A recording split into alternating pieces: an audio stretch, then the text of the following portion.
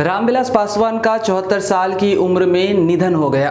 वह पिछले कई दिनों से बेहद बीमार थे। हाल ही में उनका हार्ट का ऑपरेशन हुआ था। उनके बेटे और राष्ट्रीय लोक जनशक्ति पार्टी के सुप्रीमो चिराग पासवान ने जैसे ही उनके निधन की खबर ट्विटर पर शेयर की, भारतीय राजनीति समेत पूरा भारत भी स्तब्ध रह गया। प्रधानमंत्री समेत देश के कई राजनीतिक हस्तियों ने उनके निधन पर दुख व्यक्त किया है। निश्चित ही रामविलास पासवान के निधन से देश और खासकर बिहार की राजनीति में बड़ा शून्य पैदा हुआ है। रामविलास की गिनती उन नेताओं में होती थी जिन्होंने अपने सालों की मेहनत से बिहार की राजनीति में अपने लिए और अपनी पार्टी के लिए जमीन बनाई। वह इस समय केंद्र में मंत्री थे। करीब 5 दशक तक राजनीति में सक्रिय भूमिका निभाने वाले रामविलास को मौसम वैज्ञानिक भी कहा जाता था। अपने जाने से पहले रामविलास पासवान ने अपने दल लोक जनशक्ति पार्टी की कमान बेटे चिराग पासवान को सौंप दी थी। अध्यक्ष बने चिराग पासवान ही पार्टी से जुड़े सभी फैसले लेते हैं। हाल ही में चिराग पासवान ने बिना बीजेपी और जदयू से मिलकर अकेले ही चुनाव लड़ने जैसा बड़ा और चौंकाने वाला फैसला किया है।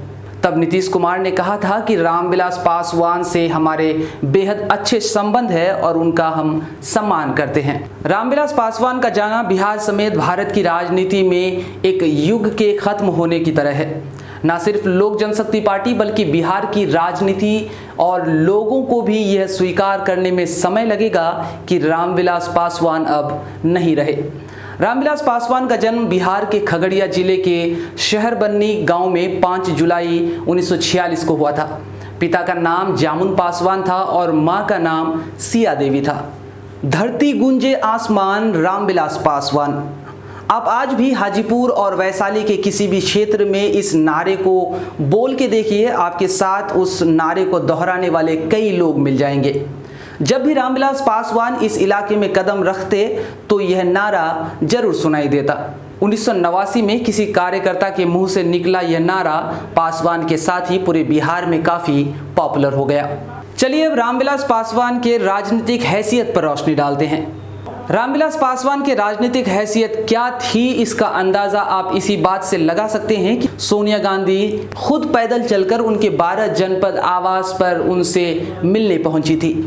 वो साल का पहला दिन यानी 1 जनवरी था। सोनिया गांधी अपने 10 जनपद निवास से निकलकर एसपीजी सुरक्षा के साथ गोल चक्कर को पैदल पार की और 12 जनपद के गेट पर पहुंच गई। 12 जनपद यानी रामविलास पासवान का आवास। सोनिया गांधी की यह छोटी सी पद यात्रा राजनीतिक इतिहास में एक बड़ी घटना बनकर उभरी। सोनिया गांधी को इससे पहले दिल्ली की सड़कों पर टहलते शायद ही किसी ने देखा था। सोनिया ने रामविलास पासवान से कोई अपॉइंटमेंट नहीं लिया था। रामविलास पासवान के दफ्तर ने सिर्फ यह चेक किया कि पासवान घर पर है या नहीं है। सोनिया गांधी बिना ऐलान किए, बिना किसी अपॉइंटमेंट और बिना किसी सूचना के वहां पहुंची थी। पासवान के लिए भी यह बेहद आश्चर्यजनक घटना थी, लेकिन वह सोनिया की गर्मजोशी पहल और राजनीतिक सूझबूझ के कायल हो गए। पासवान की पार्टी उस वक्त अपने राजनीतिक भविष्य को लेकर अनिश्चितताओं में थी और ऐसे में सोनिया का गठजोड़ बनने के लिए उनके पास आना पासवान के लिए बड़ी बात थी। दिल्ली का 12 जनपद एक बार फिर 2014 के चुनाव से ठीक पहले सुर्खियों में था, लेकिन साल 2014 के आम चुनाव से ठीक पहले भाजपा के एक वरिष्ठ नेता रामविलास पासवान से मुलाकात करने गए।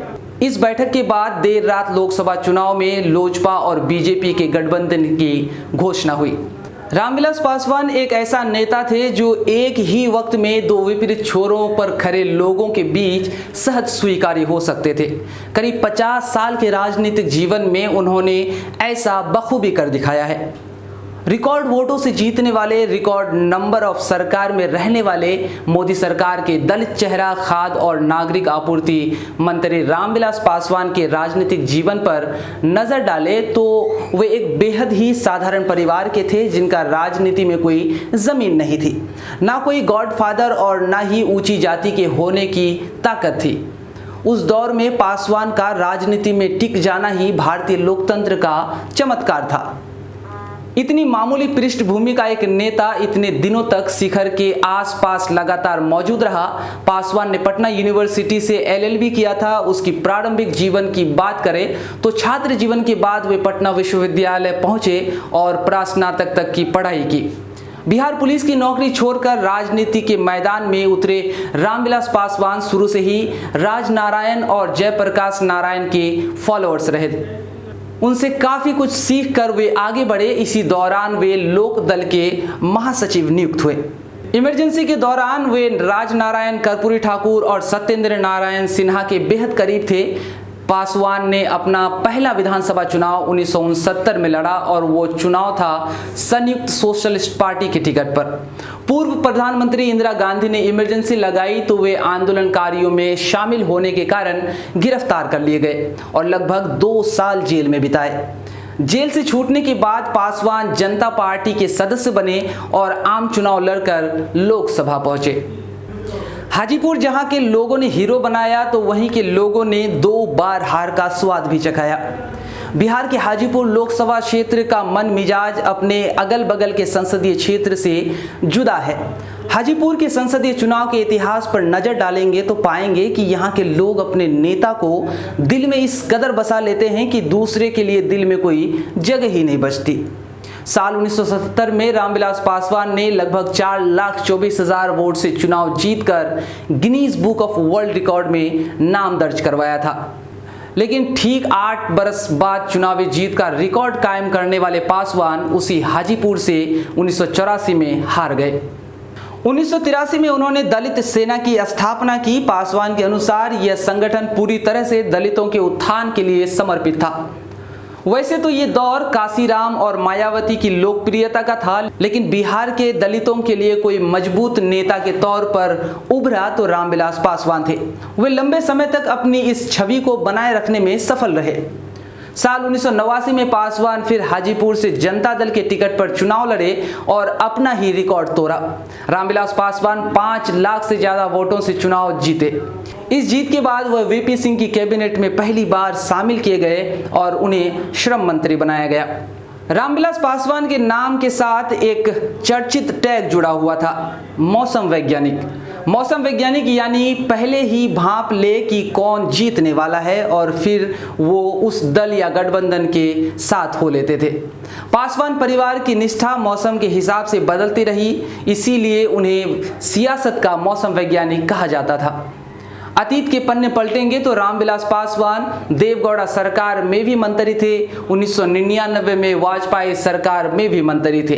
2004 में UPA की सरकार बनी तो पासवान वहां भी मंत्री बने। 2013 तक UPA में रहे, लेकिन 2014 के चुनाव में पाला बदल लिया। एकमात्र नेता 6 प्रधानमंत्रियों के साथ काम किया है। जी हाँ, रामविलास पासवान पिछले 3 दशकों में केंद्र की सत्ता में आए, हर राजनीतिक गठबंधन में शामिल रहे और मंत्री बने। राजनीतिक गलियारों में पासवान को इसीलिए विरोधी सबसे सटीक सियासी मौसम वैज्ञानिक का तंज भी कसते हैं। सियासी हवा का रुख भांप कर गठबंधन की बाजी चलने की यह काबिलियत ही है कि अपने अस्तित्व के करीब 3 दशकों में लोजपा अधिकांश समय केंद्र की सत्ता का हिस्सा रही। रामविलास पासवान के नाम 6 प्रधानमंत्रियों की कैबिनेट में मंत्री के तौर पर काम करने की अनूठी उपलब्धि जुड़ी है। इसमें national front, United front, NDA, UPA सब शामिल हैं। यूनाइटेड फ्रंट सरकार के कार्यकाल में चूंकि दोनों प्रधानमंत्री HD देवेगौड़ा और इंद्र कुमार गुजराल राज्यसभा के सदस्य थे, इसीलिए उस दौरान पासवान लोकसभा में सत्ता पक्ष के नेता रहे। बाबू जगजीवन राम के बाद बिहार में दलित नेता के तौर पर पहचान बनाने के लिए उन्होंने आगे चलकर अपनी लोक जनशक्ति पार्टी की स्थापना की। इसका सियासी सफर भी सत्ता की रोशनी से ही शुरू हुआ। लेकिन 2004 के चुनाव में NDA के शाइनिंग इंडिया का क्या अंजाम होने वाला है, इसे पासवान पहले ही भांप गए थे। 2004 के चुनाव के ठीक पहले रामविलास पासवान गुजरात दंगा के नाम पर NDA का साथ छोड़ UPA में शामिल हो गए। साल 2009 के लोकसभा चुनाव में पासवान का दांव गलत बैठा। वो कांग्रेस का साथ छोड़कर लालू के साथ हो लिए, लेकिन इसका परिणाम ये हुआ कि वो अपनी हाजीपुर तक की सीट नहीं बचा पाए, जिसके बाद उन्हें पूरे 5 साल तक सत्ता का सुख से वंचित होना पड़ा। ये और बात है कि उस वक्त लालू प्रसाद यादव की मदद से रामविलास पासवान राज्यसभा पहुंचने में कामयाब हो गए। 2014 में मोदी लहर को भांपकर पासवान एनडीए में शामिल हो गए और अभी भी सरकार में मंत्री थे।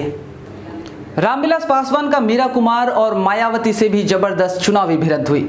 बिजनौर लोकसभा सीट के लिए 1985 का साल बेहद ही खास है।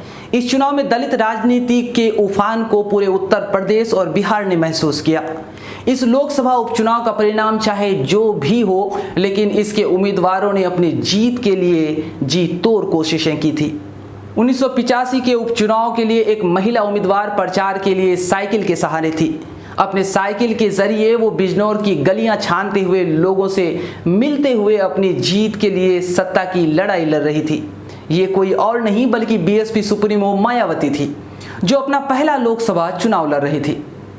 मायावती के मुकाबले एक और दलित चेहरा मैदान में था, जो ब्रिटेन, स्पेन और मॉरिशस के भारतीय दूतावासों में अपनी सेवा देने के बाद इस चुनावी मैदान में उतरी थी, और वो नाम था बाबू जगजीवन राम की पुत्री मीरा कुमार का। लेकिन 1985 के इस चुनाव में एक और दलित नेता की एंट्री हुई थी। जी हां, रामविलास पासवान ने भी बिजनौर का उपचुनाव लड़ा।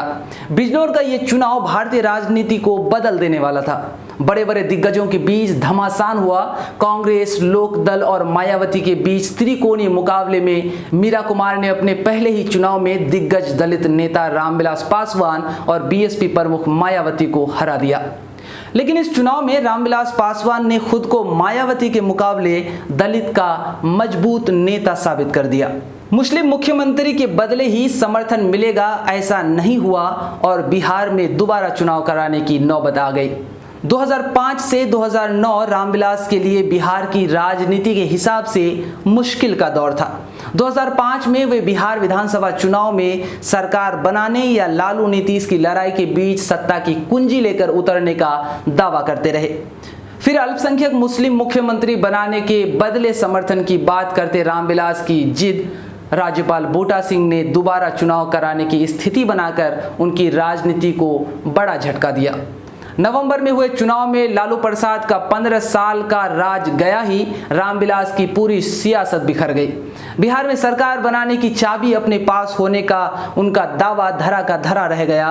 वे चुपचाप केंद्र की राजनीति में लौट आए। रामविलास पासवान का करीब 6% का वोट एक तरह से कंप्लीट ट्रांसफरेबल माना जाता है। यही वजह है कि राष्ट्रीय राजनीति में पासवान का जादू हमेशा कायम रहा है। यही वजह है कि हर कोई रामविलास पासवान को अपने साथ जोड़े हुए रखना चाहता है। बहरहाल रामविलास पासवान अपनी पार्टी के तमाम फैसले को लेने के लिए चिराग पासवान को अधिकृत कर चुके थे। रामविलास तो अपने राजनीतिक चतुराई के लिए जाने जाते रहे, लेकिन अब ये चुनौती चिराग पासवान के सामने है, और वो भी तब जब उनके पिता रामविलास पासवान इस दुनिया में नहीं है।